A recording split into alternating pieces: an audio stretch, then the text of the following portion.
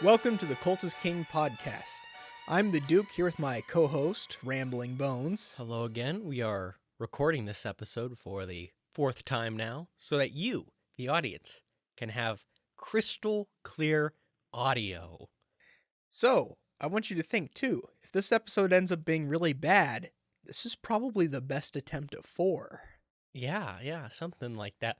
But what do we well, first of all, what do we do here at the Cult is King podcast? Well, we mostly watch everything from incredibly bad to just incredibly obscure movies. And provide our uninformed commentary.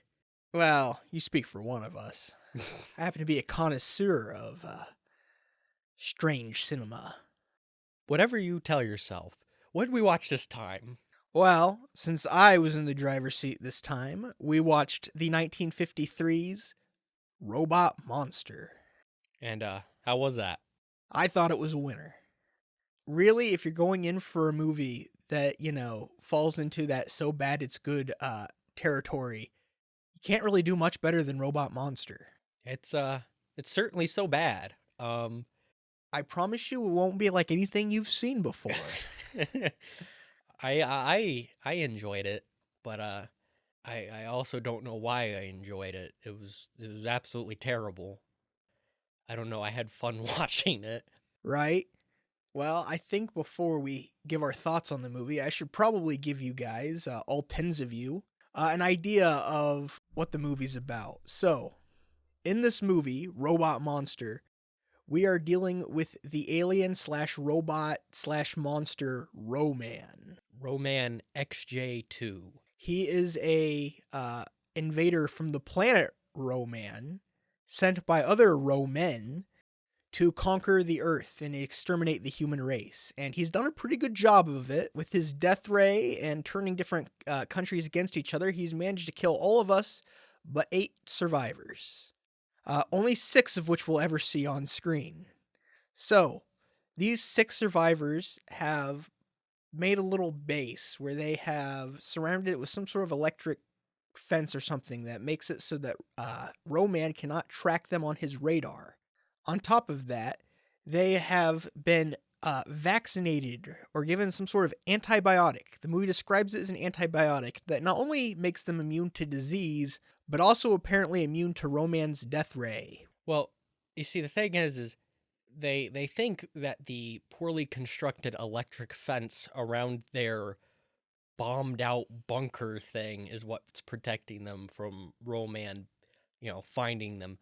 But actually, no, it is the antibiotic that cures all disease. So it cures all disease, protects against radar, and also death rays. So it's really one hell of an antibiotic. So, unfortunately for them, they're camped like a mile away from the cave that Ro-Man is using as his base of operations. So, they're like hiding right under his nose. Yeah, it's literally just I think they used the words across the valley, but it's within walking distance. So anyway, Ro-Man is tasked by, I guess, the leader, the Great Guidance, who Ro-Man spends a lot of time talking to on his radio to exterminate the last of the people on Earth, which is very hard on Ro-Man because Ro-Man falls in love with one of the humans, Alice. Yes, Ro-Man, he falls in love, sort of, he's very confused because I'm gonna guess he doesn't ever feel any real feelings back on his home planet of Ro-Man, but now he's tasked with the impossible duty of killing Alice, which he must do, but he cannot. Yes, there's literally a line where he is in the cave, and he's like, "I can't, but I must. Where on a graph do can't and must meet?" It really brings home, the conflicted nature of his character. Yes, he's really like a Shakespearean tragedy. He's a very tragic character.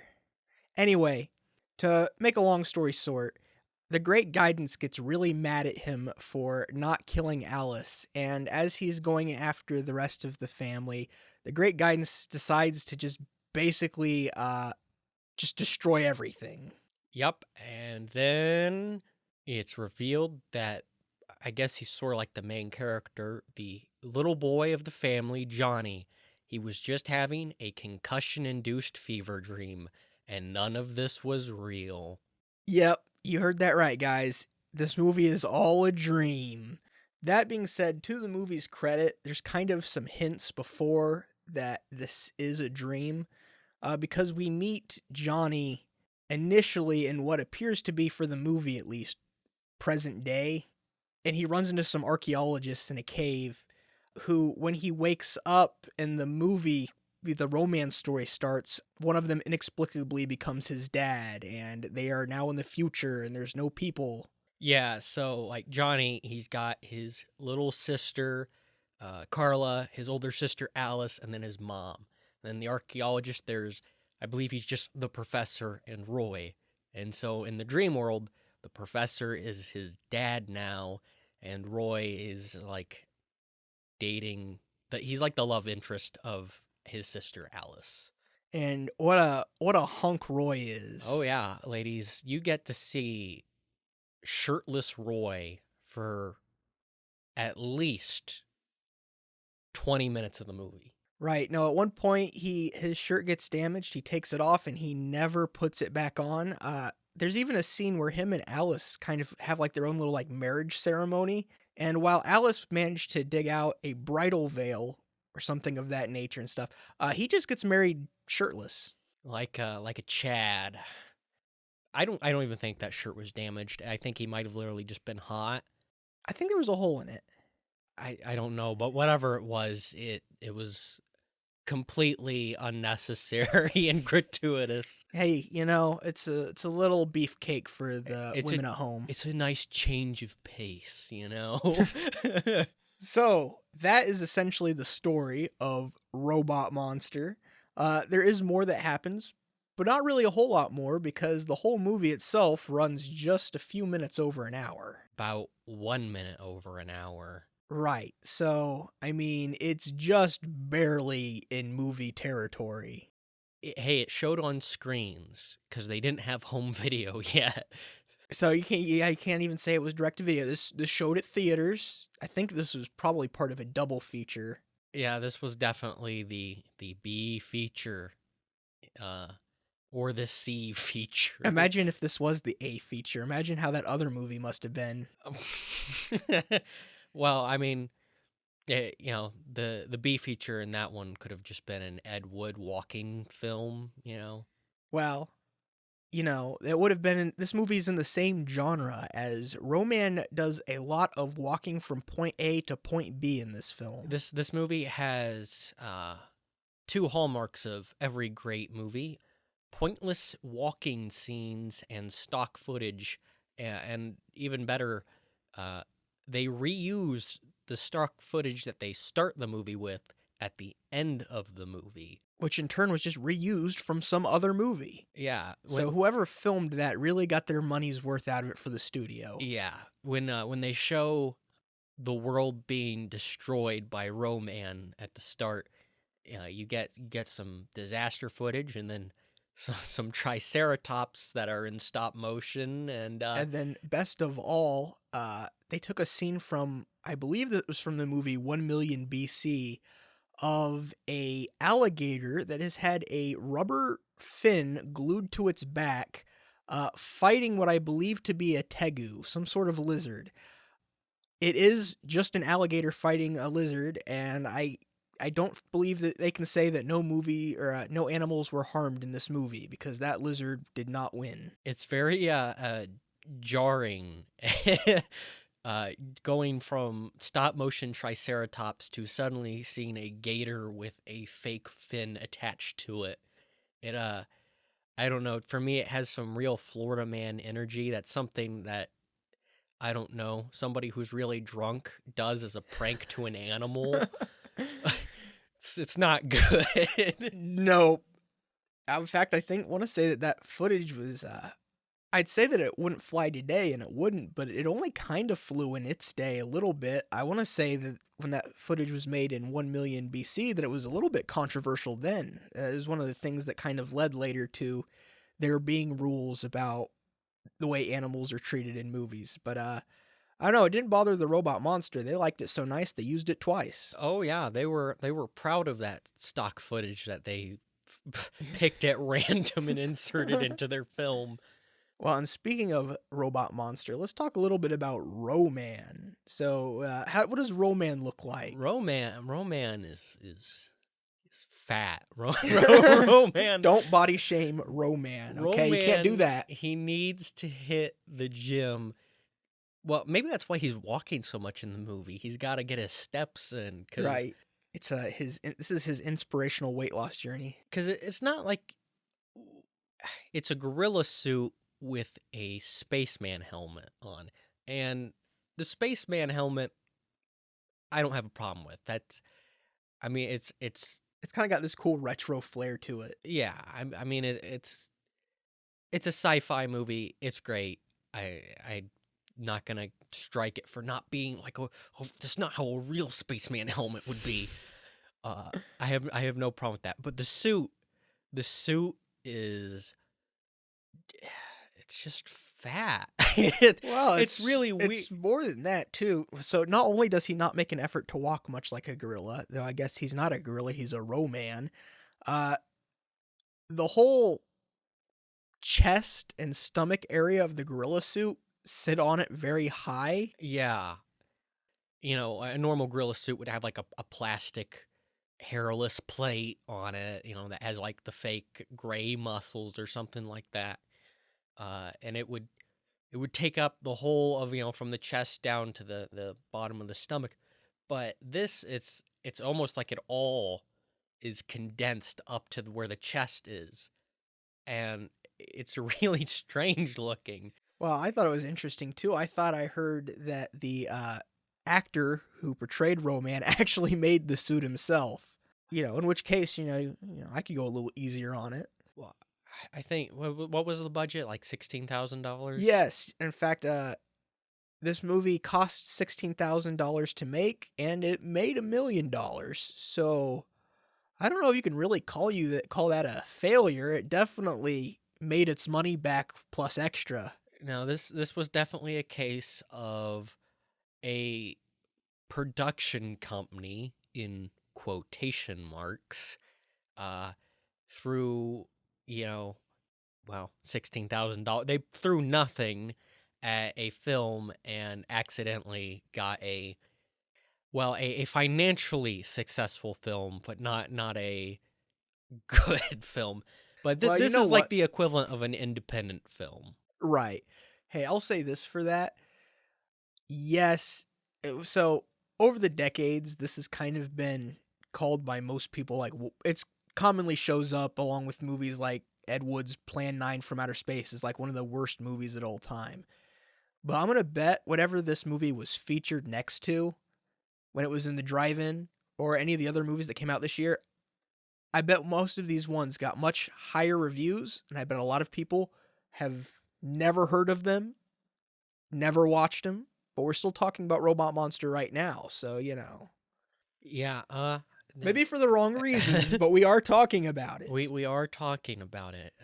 I mean, it is a winner of the prestigious Golden Turkey Award. I personally think that this is a gem that will be remembered for forever. Certainly in science fiction circles, it will be remembered forever. I mean, it gets referenced enough. You might have even seen a gorilla in a space helmet before.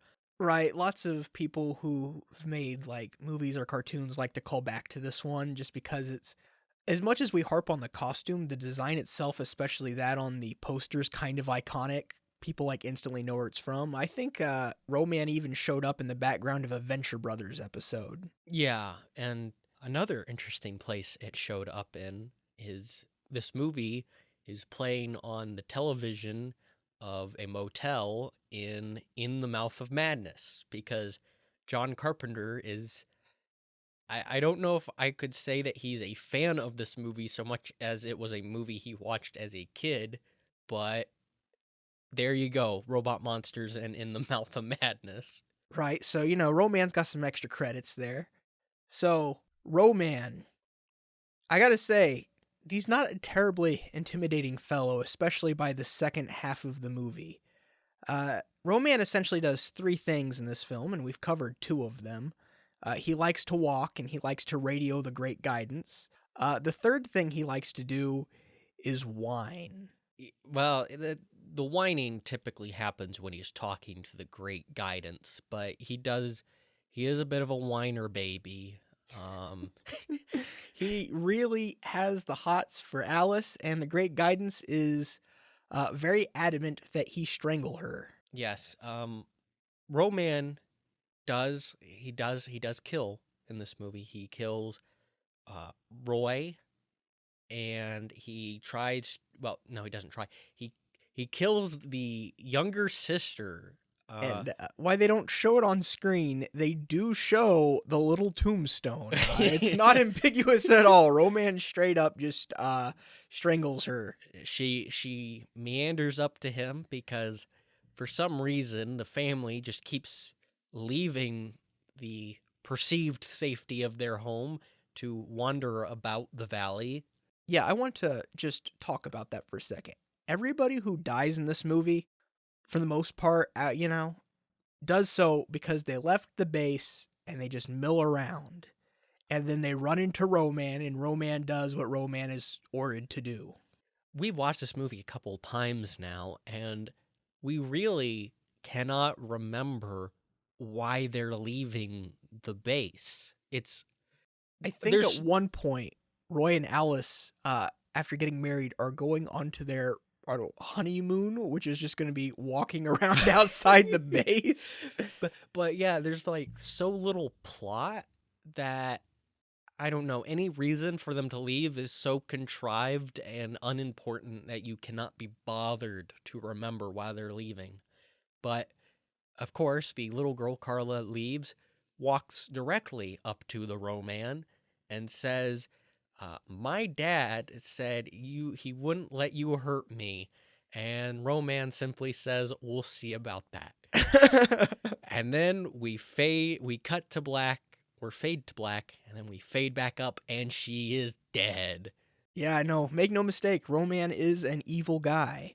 And, in case you were wondering how Roman managed to strangle people to death, well, you probably weren't wondering because, the fact that he's big and presumably has gorilla muscles would explain it. The movie goes on to tell us that he goes to his cave to recharge, to get energy from planet Roman, to allow him to complete these acts of strength.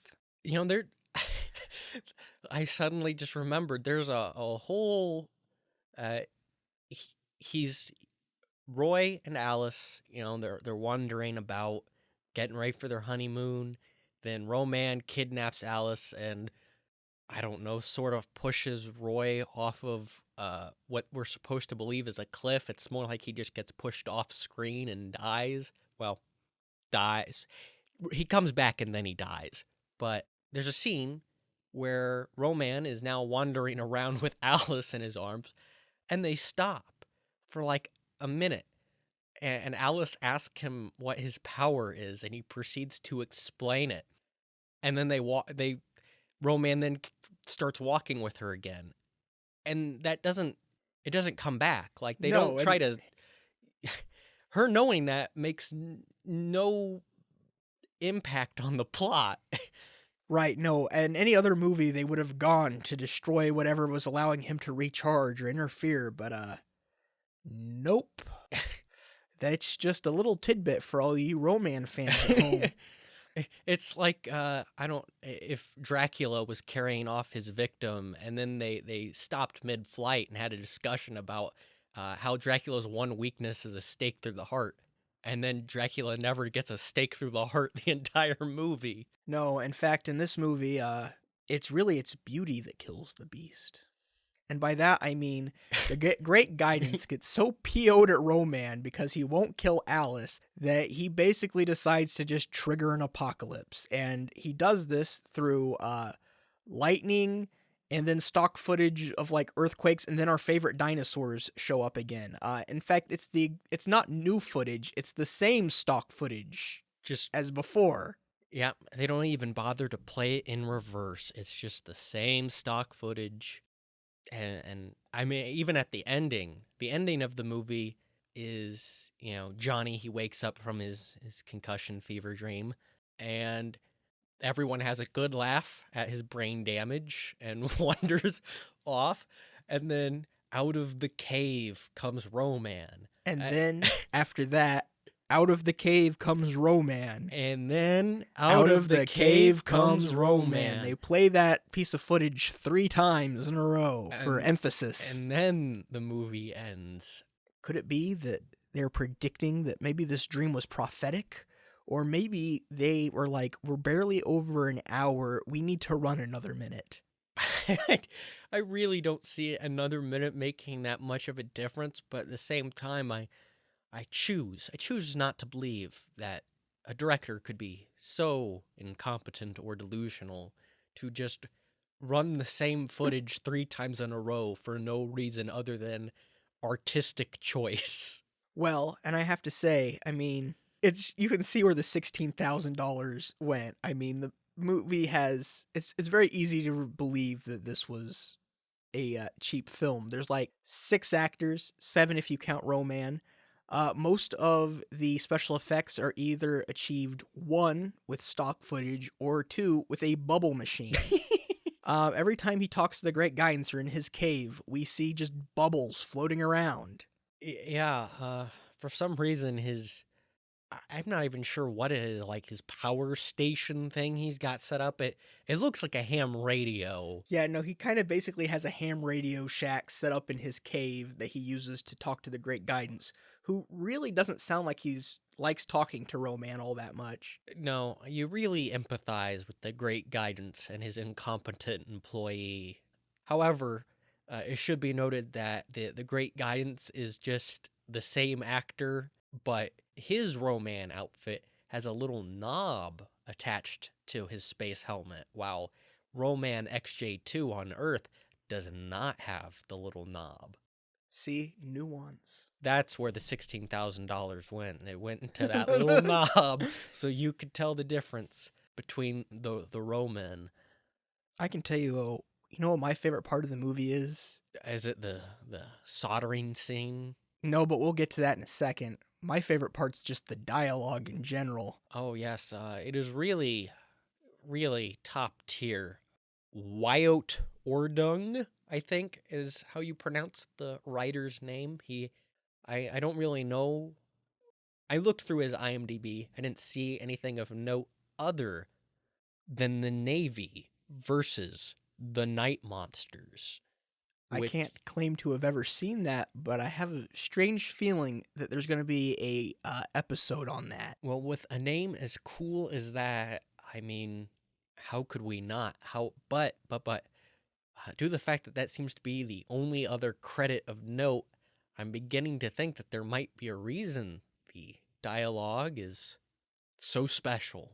Well, why don't you share with the audience your favorite line from the movie? So there's a little scene where I think Roman is wandering around as he does, and he happens to find young Johnny. Oh, I think young Johnny actually pops up into his cave. Well, no, this is like a different location. However, it might be the same filming location as their base of operation, just with different lighting and at a different angle. But Johnny is there and proceeds to spill the beans about, the antibiotic and stuff. But Roman is just a big old meanie. And so Johnny lets him know that you look like a pooped out pinwheel. Greater insults have not been written before. Oh, my favorite line is Roy is talking to Alice, and he tells her that she's so bossy she should be milked before she comes home. And as far as lines that probably wouldn't work today. Yeah, I don't think people could even begin to decipher the meaning to that. Well, I mean, you looked it up on the internet. Right. I think the general gist is that usually was common when you were like, farming dairy cows, that you would have usually the lead cow would be named Bossy or something like that. Hmm. So I think that's what he's alluding to. That or this movie is even weirder than I give it credit for. And then there's another scene, and this isn't so much a silly line so much as it is silly presentation. But they've just buried the little girl Carla, and Roy miraculously, after falling off of screen,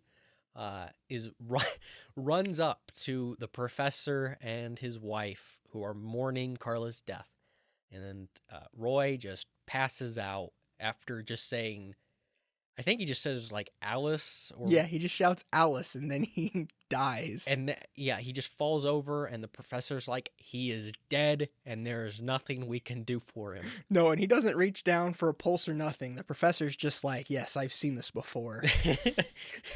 I've seen a man run a mile after falling off of a cliff and passing out. Surely he is dead. No, the movie is great. It's filled with all little scenes like this. Another favorite of mine is Roy and Alice are running from Roman. They're also falling deeply in love. And they run away from Roman and they're in the bushes.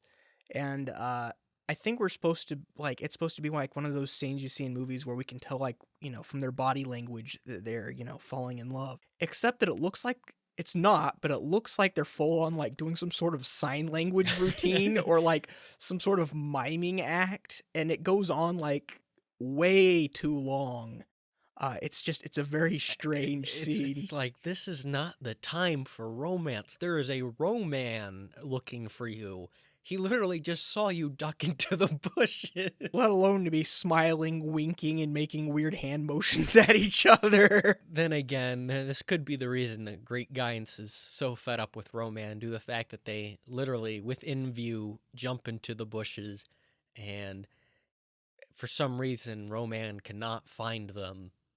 Roman is, I hate to say he's bad at his job because, he got billions of people off camera with his death ray, but the moment he has to look around for people, he just cannot be bothered. You do get to see him blow up a little spaceship of him, a little model of a spaceship, because early in the movie, there's what feels like is going to be a major plot point of the survivors. Two of the survivors you don't see are going up into space to contact the space garrison that is still around, I guess. No, they're supposed to be like some sort of space platform, and they get the bright idea that they need to get up there and get them the antibiotics so that they can fight Roman. And there's this whole little thing too where Alice and Roy are like trying to contact them without alerting Roman, and it's this big scene where basically it's just voicing over this weird-looking soldering iron, which is doing no soldering. And there's also a wrench in frame, or pliers, and they aren't, holding on to anything or really doing anything. It's just fade in, soldering iron next to some wires and some pliers, fade out. Fade in, soldering iron in slightly different position, also with pliers in slightly different position, and there's just some random dialogue thrown in about Like, how many days has it been? yeah, time really, they spend multiple days without rest. And you know what? No payoff. Doesn't work. The rocket goes up, Roman destroys it. That's the end of that plot point, and that's like within like the first third of the movie. Yeah, and then the movie proceeds to go nowhere else. That was the one plot point. I mean, I guess Roman falls in love with Alice, but I mean, yeah. Here's the thing. Despite being only an hour long, this movie could have been condensed still further. The thing is, there's so little story that even if you condensed out all the unnecessary stuff, you would really not have a movie or even you would have maybe 5 minutes that were still incoherent. Yeah. There's not a plot here. There's not a story. There's just things happening. But they're very silly things, and I found it very enjoyable. It was the first I had seen this before.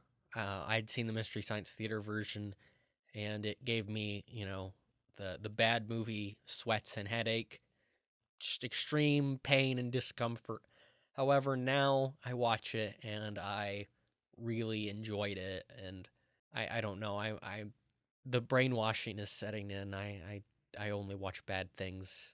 I can't watch good things anymore. I'm going to be honest. For the Duke here, I've watched so many uninteresting, like, blockbusters that are like the same movie where I can call every point that's going to happen, that sometimes just watching a guy in a gorilla suit mill about in a space helmet and having no clue where the movie's going to go, it's a breath of fresh air.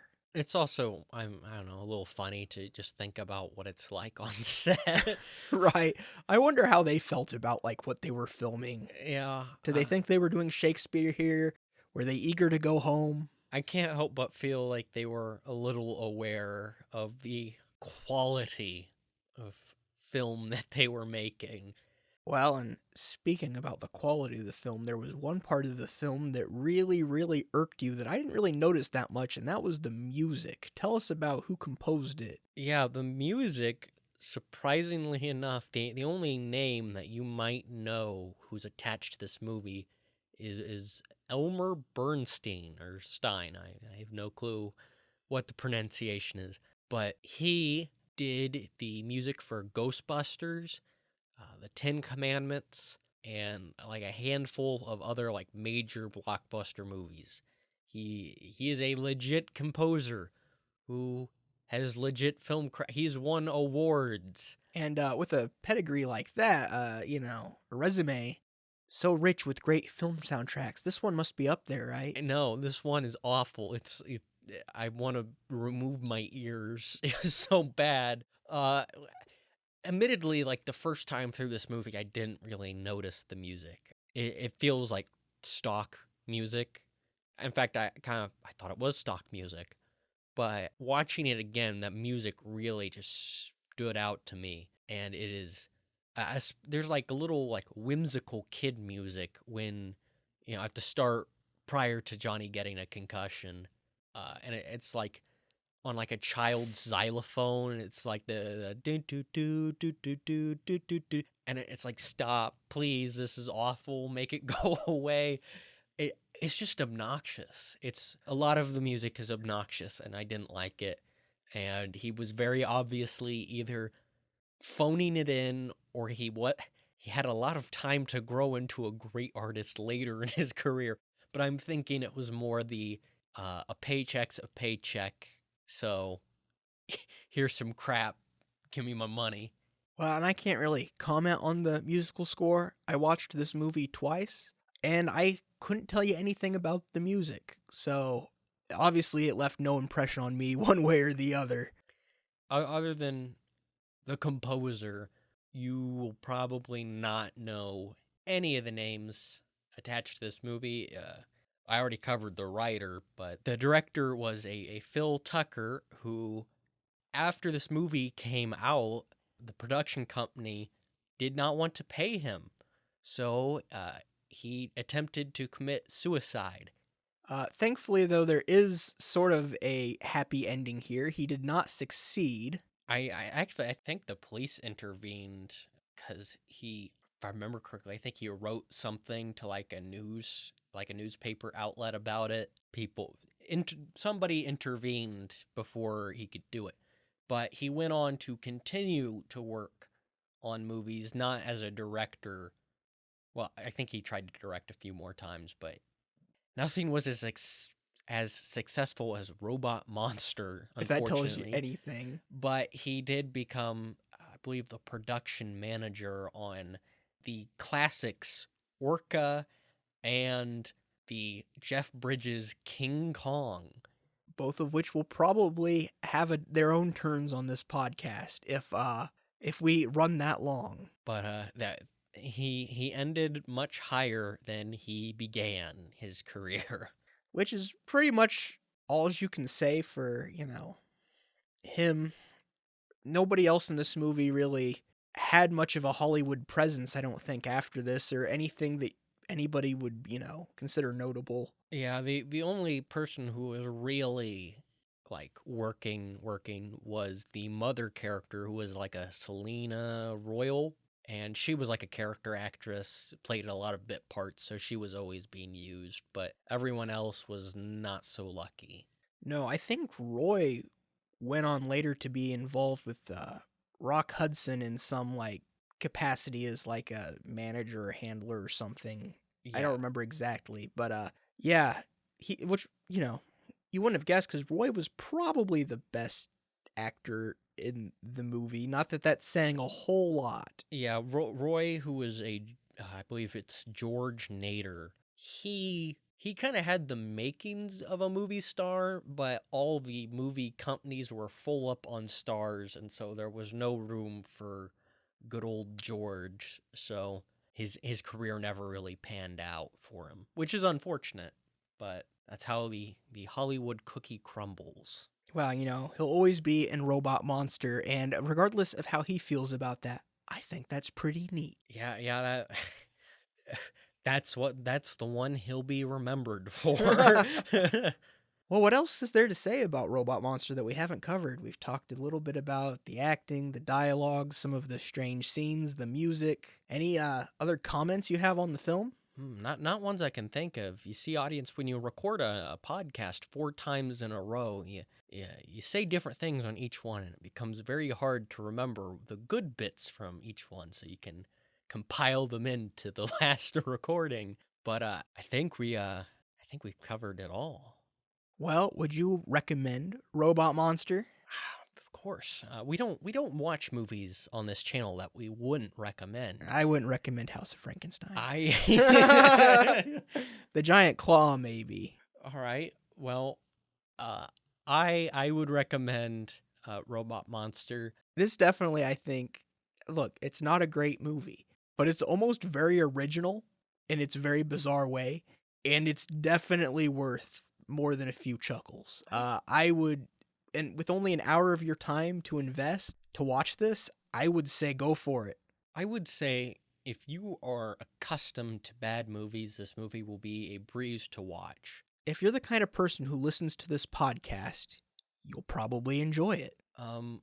But if you're somebody who doesn't watch bad movies, it's probably going to elicit some physical responses of pain.